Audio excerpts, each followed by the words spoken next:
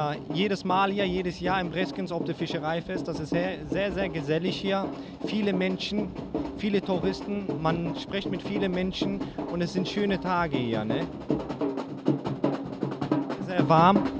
Sehr warm, viele Sonne, aber es ist schön. We hebben hier prachtige dingen gezien, dus hele mooie boten. Lekker ja, met eten.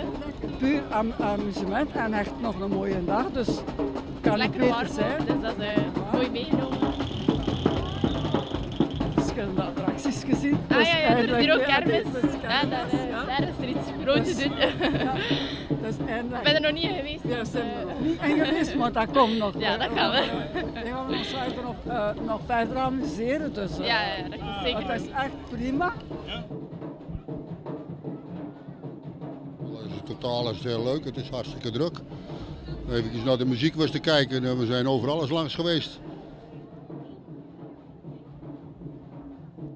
Dat is altijd ambiance. Je ziet het. Of het nog mooi weer is, slecht weer is, de mensen komen altijd.